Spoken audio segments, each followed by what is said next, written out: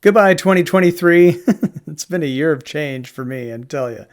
We're not going to get into that right now. We're going to talk more weather because we have a slight update on the storm. This will just show you why, things can change. And anything more than a week out is kind of still an uncertainty, but the computer models will work it out. And then we'll know more once the storm's over. And then we can do the postpartum. But it looks like a storm is coming, one or two. And we're talking maybe a blizzard. Yeah, a blizzard. And then very cold temperatures coming in behind the storm. So let's take a look at the GFS. That's kind of what we're sticking with for consistency because we did the GFS yesterday. And as you know, it showed a storm moving through, bringing snow down to Tennessee and Kentucky and whatnot. And then a second storm coming up into the plains with very strong winds. Around the 10th of January or so. So let's see what today's run of the GFS shows, which this ran this morning at 6 o'clock. There's a new run running now, but I didn't want to wait. So this is 6 o'clock tonight. So about an hour and a half from now, if you watched any football today, you saw some light snow coming down in Chicago at their game. And this low in the Great Lakes is dropping a little light snow for parts of Ohio, Pennsylvania, New York, Michigan, and a little bit into Illinois. And we've got a little light snow up here in northwestern Montana, a little bit of light rain along the California coast. So let's move it forward and see what happens at that light rain off the California coast. That low falls apart as it approaches the Baja of California. A little light snow here in West Virginia as we're basically tomorrow night, the first day of 2024 in the evening. And then we move into the second. We see a system moving in the Pacific Northwest, some heavier rain moving into the northern California coast, some snow, higher elevations of Oregon and eastern Oregon, where it tends to be cooler, and some showers and thunderstorms even, all the way from North Texas down through Central Texas and approaching South Texas and along the Gulf Coast. So it looks like wet for Dallas, wet for Austin, wet for Waco, wet for Temple, wet for San Antonio. That moves into Louisiana by the morning of the 3rd. And as we get into the 3rd, heavy rain for Louisiana and some pretty good rain for California too. The northern half, here's San Francisco right in here. They're the Siskiyou Mountains. So getting some snow there. If you're traveling along I-5, that's a trouble spot often this time of year. Snow coming down near Yosemite. And some very heavy rainfall again, Louisiana, Mississippi. This is the morning of the 3rd of January, 2024. This system, not a lot to it, but some light snow moving into Nevada. This system moving mainly into Florida, but we see some showers continuing in the southeast, some light snow up here in the Great Lakes. Keep an eye on this 540 line too. You can see where the cold air is, and basically over the Midwest and Great Lakes right now. Cold enough for snow still in Nevada. Rain continues in the southeast, and that includes you, South Carolina, and then moving into North Carolina. A little bit more snow as we get into midnight the 3rd.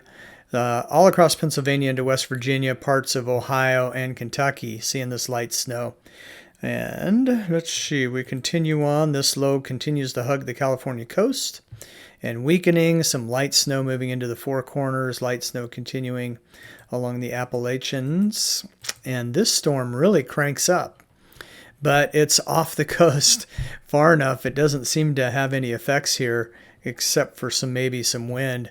Now we're getting here to the approaching the 5th of January, so we're going to approach now the time of uncertainty on the models, right? Once you get a week out, it's kind of more of we're watching trends to see how things might line up.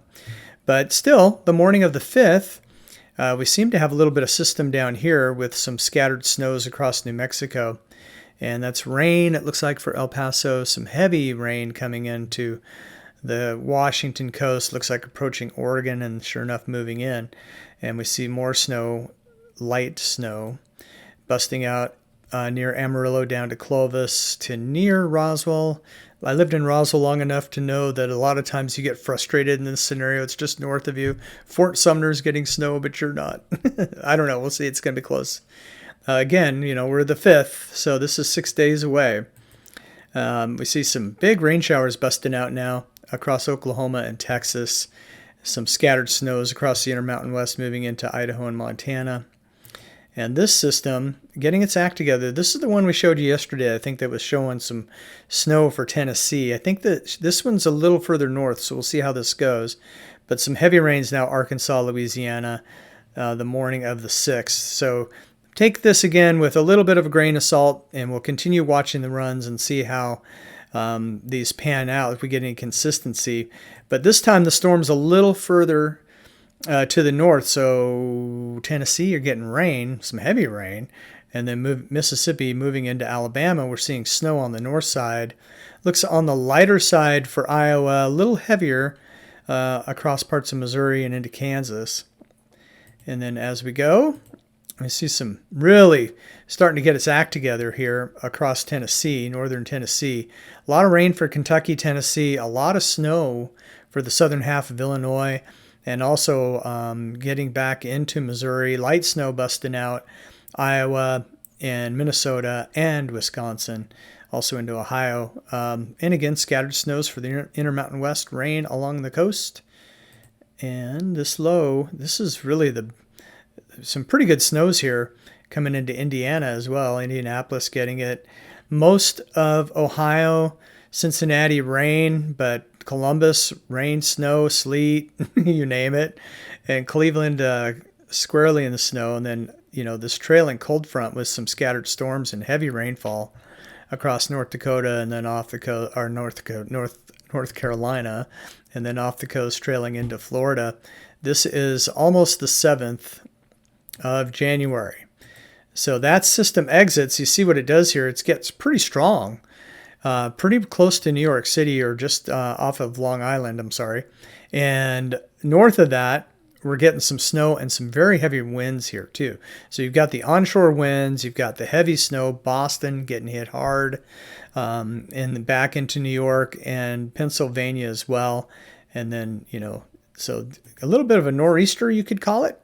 And that continues to press on. Now our eyes turn to this system here. We're at the 7th now of January. So again, we're just looking for trends mainly. This is not etched in stone by any means, but we're keeping an eye on this storm.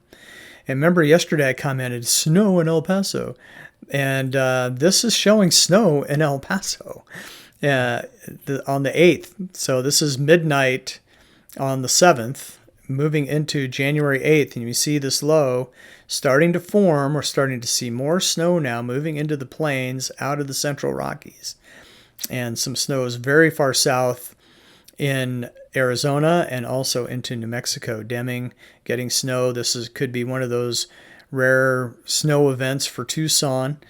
Certainly the Sky Islands around there, the higher elevations along the Mexican border, looking for snow from this, if this comes true. Again, we're 8-9 days away. Now this storm really starts to crank, and it starts to deepen, and it starts to strengthen. And you see these isobars very close together. We're going to have some very heavy winds with this. Wherever it forms and goes, that's the indications now. We are looking for a blizzard somewhere in the plains from this storm. Right now showing western Kansas, eastern Colorado, Denver getting hit hard here. McCook, Nebraska, it gets a little lighter as you head further to the north. As we continue into the 8th, you see this thing getting stronger. And so here we are on the 8th, 21Z minus 6 is 15. And military time, this is 3 in the afternoon on Monday, January 8th. And it's a blizzard across Nebraska and into Kansas. Now, if the storm goes a little further south, we have a blizzard a little further south. Storm goes a little further north, we get a blizzard a little further. You get the idea. But it looks like heavy snow and lots of wind on the northwest quadrant of this low as it continues to deepen and as it continues to move. Later in the day on the 8th, very strong winds, very heavy snow. I live right here. It's going to be fun if it comes true like this. This could be a doozy for whoever gets this bullseye. I know some models are showing it a little further south, more into Kansas. So again, it bears watching. But look how strong these winds are. This will be a blizzard. And very strong winds even here. The isobar is not quite as tight, but still This could be a blizzard for somebody. I don't know why I'm excited about this.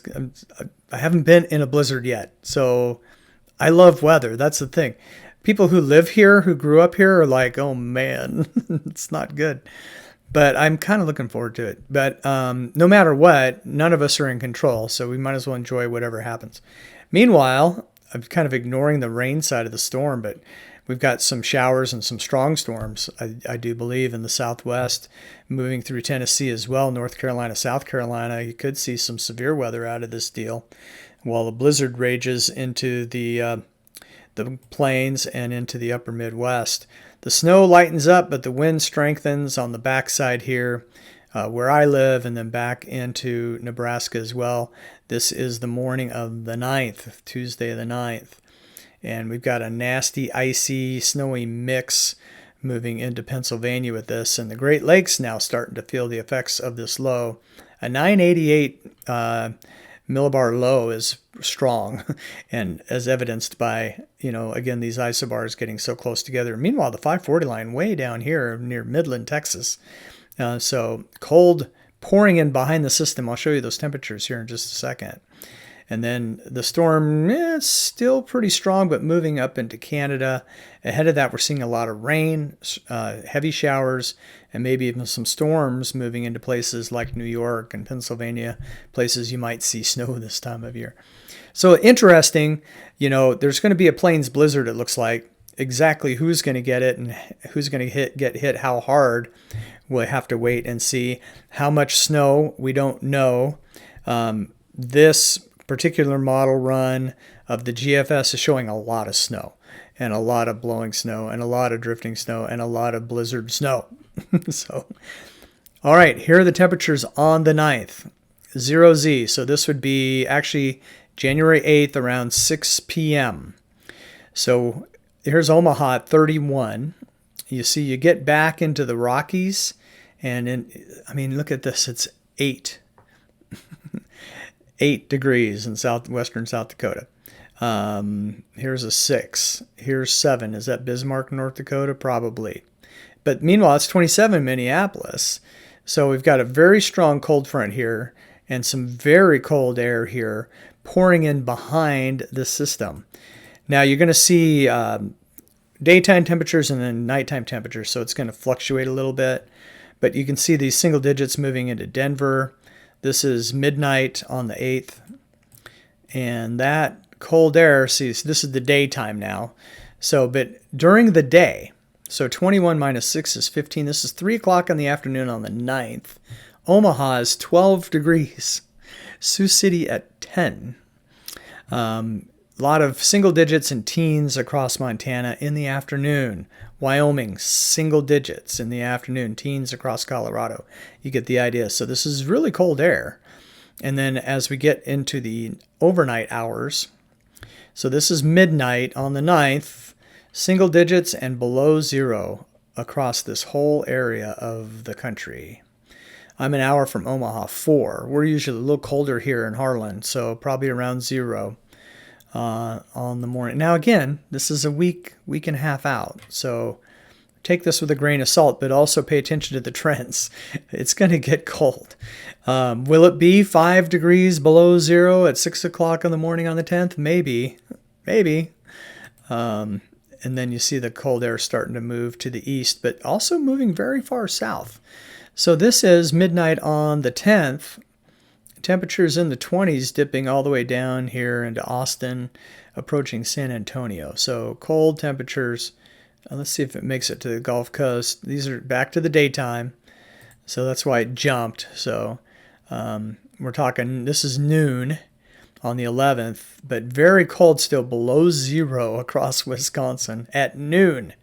Well, we're at teens where I live, and then starting to moderate a little bit now westerly, so 20s return, but these cold single digits are moving now eastward and penetrating pretty far south. This is midnight on the 11th. This is the morning of the 12th, so you get the idea. A blizzard somewhere in the central northern plains, moving into the Midwest and Great Lakes. So the exact placement and the exact amount of snow uncertain, but pretty certain there's going to be a blizzard somewhere around the 9th, 10th, 11th across the center of the country. And then behind it, some very cold air for a few days or more. Coldest we've seen this year. I mean, it is January, so it's about time this stuff starts happening. But I just wanted to give you that update. You know, I told you yesterday I'd include the temperatures this time, and I'm glad I did. They're kind of shocking. Again, you know, anything more than a week out, a grain of salt, but the trends are showing a blizzard coming and some very cold temperatures behind it. Happy New Year. 2024 starts in just a few hours. Hope you have a great night and be safe. And of course, we'll see you back here most likely tomorrow, January 1st, 2024. Have a great night.